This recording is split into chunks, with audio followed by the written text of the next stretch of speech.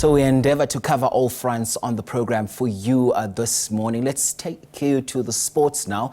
And it was an exciting sports weekend in South Africa. Orlando Pirates successfully defended their MTN8 trophy, beating Stellenbosch FC 3-1 in the final at the Moses Mabhida Stadium. This was in Durban. Now, additionally, all four South African teams won their matches in the United Rugby Championship. Now, for further analysis on this thrilling weekend, we turn to award-winning journalist and SABC News sports analyst Khanyiso Tshwaku. Mr. Tshwaku, thank you for your time. So let's start here.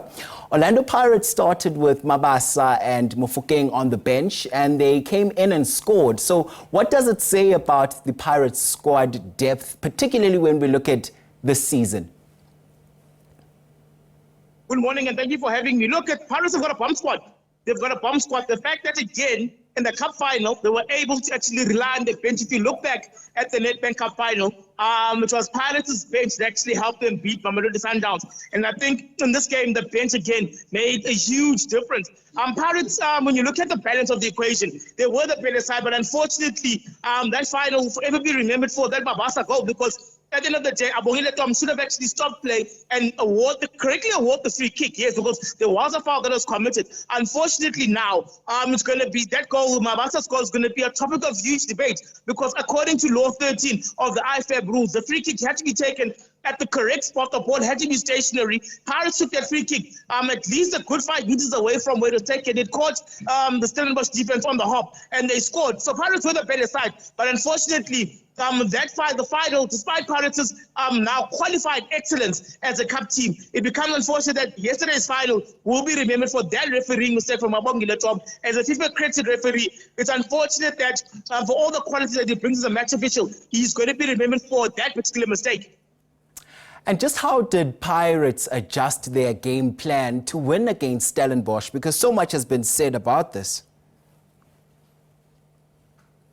The key part of Pirates is that over the past 2 seasons under Jose Ribeiro, the voters tried to ensure that their back four is solid. I mean, when you look at the championship side, who actually played well and was given man of the match, it was one of those performances where Pirates, yes, they considered a very, very, very good goal. That Bradley Mojela goal is probably a contender for goal of the season. But what Pirates have done so well in the 11 games through the season is to limit whatever goes in their way from a defensive perspective. And they've got very fast and pacey players. So what they did very well was to absorb the early pressure from Stellenbosch. They conceded an early goal, but what they did very well is that when opportunities came their way, like in the form of a half chance that led to Monapule Saleng's goal. That was a half chance created by that carry from Sage Stevens. But again, they saw a half chance and they scored. It was a 14 into the game. And then Pirates made sure that they did not give up their foothold until they scored those 2 late goals and make them deserved winners.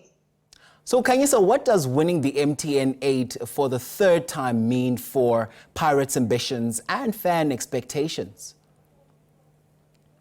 Look, I think there's a huge expectation now on Orlando Pirates to win cup competitions. Having won 5 of them, they've won 3 consecutive MTN8. So they are now the private Pirates have never been a proven cup winning side. Under Jose Ribeiro, beating Pirates in cup competitions is now becoming nigh impossible. Yes, they were knocked out early of last season's Carling Black Label Cup, and most probably they will try to sort that out when the tournament starts in the middle of October, in the middle of this month after the FIFA break. That's probably one thing that what we need to sort out. But I think the Pirates are at a stage where, as much as it makes their fans happy to win cup competitions, the key thing is winning the league, because that's where they showed up their serious inconsistencies. Remember that they were 16 points behind Sundowns in the 22-2023 season. They were 23 points behind Sundowns in the 2023-2024 season. So I think now it becomes very important for Pirates now to close the gap on Sundowns. And I mean, having won the first 3 games of the season, they've showed a very good early consistency. It's just a key thing now of maintaining it once the league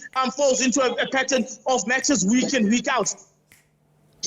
And I want us to change tact a bit. So I want us to look at rugby now. So how do you evaluate the performance of South African teams when we look at the latest in the URC round? 4-4 is a very good return considering what transpired last week. South Africa were very reliant on the home teams, the Bulls and the Lions, beating Edinburgh and Ulster last week. They turned the tables. Ulster actually played reasonably well in the 47-21 defeat against the Bulls. They picked a very young side that for most times actually held its ground, but the Bulls were just spectacular. Edinburgh unfortunately fell apart in their first half, which allowed the Lions to lead 48-0. Just very impressive that the Lions, they didn't put the foot down in the second half. I mean, they lost the second half 21-7, but I think they did the job well enough in the first half. What was impressive from the Stormers in particular, Zebra generally one of the weaker teams in the URC. Analyst Khanyiso Tshwaku joining us there to make sense of that sporting weekend.